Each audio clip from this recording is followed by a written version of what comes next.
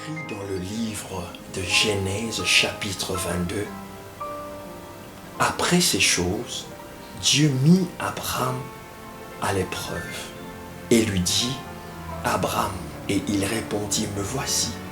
Dieu dit, prends ton fils, ton unique, celui que tu aimes, Isaac, va-t'en au pays de Moriah et là offre-le en holocauste sur l'une des montagnes. Chers amis, ce texte est extraordinaire, comme d'ailleurs tous les textes de la Bible. Ils sont remplis d'une richesse inestimable. Regardez, comment pouvez-vous comprendre qu'un homme qui a eu deux fils, Ismaël, qui est venu par Agar, Isaac, qui est venu par Sarah, mais lorsque Dieu voudra bénir ce temps, il va aller demander avec précision de taille Isaac. Qu'est-ce qui rend Isaac spécial qu'Ismaël? Qu'est-ce qui a fait que Dieu puisse considérer qu'Isaac soit unique, soit spécial, jusqu'au point où Dieu va déclarer que celui-là, Abraham l'aime? Qu'est-ce que Dieu voyait que les autres ne voyaient pas? Il y avait une nette différence entre les deux qui ont reçu la semence. En l'occurrence, Sarah et Agar.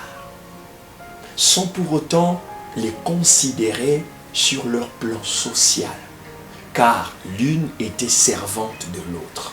Sans pour autant les considérer selon leurs origines, car l'une était égyptienne et l'autre était hébreu. Mais sur le plan spirituel, ceci représente deux alliances, deux transformations. Sarah donc est cette femme qui a la capacité de recevoir la semence d'Abraham et de produire un Isaac. Par contre, Agar, qui reçoit la même semence, mais qui produit un Ismaël. Dieu ne porte un regard favorable qu'à la chose qu'il vous a donnée, mais lorsque vous l'avez reçue, vous la rendez spéciale par votre état de cœur, waouh, par vos dispositions intérieures.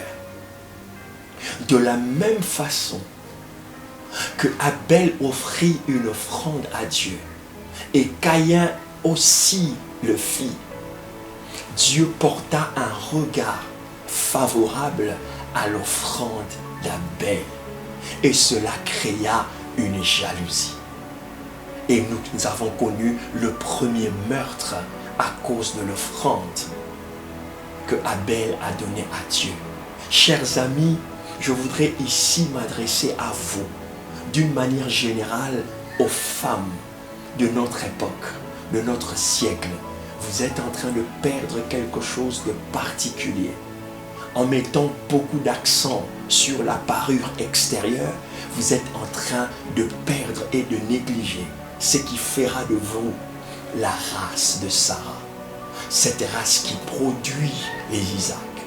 Isaac est le fils de la promesse. C'est le fils unique.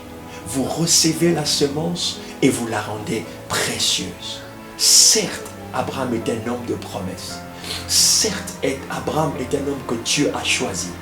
Mais si Abraham donne sa semence à un mauvais endroit, à un mauvais incubateur, la chose ne sera pas produite selon la pensée de Dieu. Oh, je voudrais, avec des mots si simples, vous dire simplement, Sarah est ce type de femme et aussi ce type de chrétien que lorsqu'il reçoit quelque chose,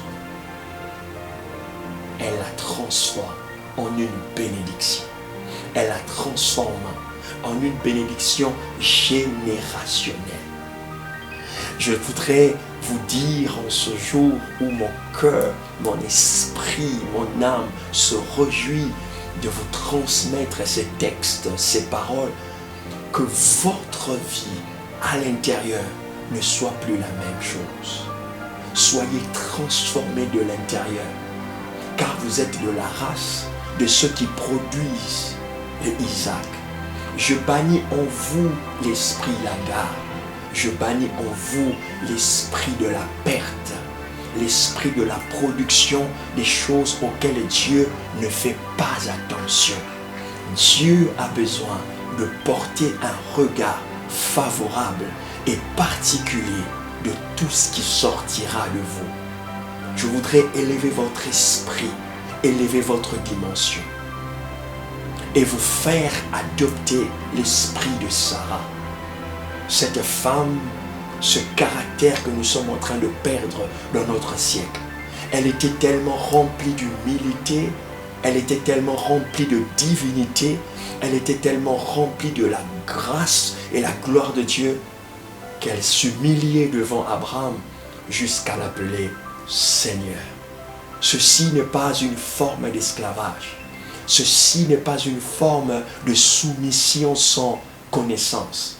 Mais ceci est une forme d'humilité profonde qui montre à juste titre qu'elle était celle que Dieu avait choisie. Et parce qu'elle avait des facultés, des capacités intérieures pour produire le modèle de Dieu sur la terre. Dieu regardera toujours au fond de votre cœur. Qu'est-ce que vous avez? Il ne peut être impressionné ni par la parure extérieure, ni par la forme extérieure. Il regardera toujours ce que vous avez. Je voudrais encourager à tous les jeunes qui veulent aujourd'hui se marier de ne pas mettre l'accent que sur la parure extérieure. Certes, elle est importante, mais regardez au plus profond de cette personne. Qu'est-ce qu'elle possède de particulier? Qu'est-ce qu'il recevra de vous et la transformera en quelque chose de précieux, d'unique, que Dieu va demander et qui vous servira de tel pour bénir votre génération et votre descendance. Je suis heureux d'avoir participé et partagé cette parole riche de révélation, mais surtout de transformation. Devenez, recevez, pratiquez l'esprit qui était en Sarah, l'esprit qui transforme la semence d'Abraham et fait de cette semence une pièce rare, unique, authentique, rare, précieux devant le Seigneur. Que Dieu vous bénisse, car vous êtes de la descendance de Sarah, vous avez l'esprit de Sarah qui produit Isaac. Amen.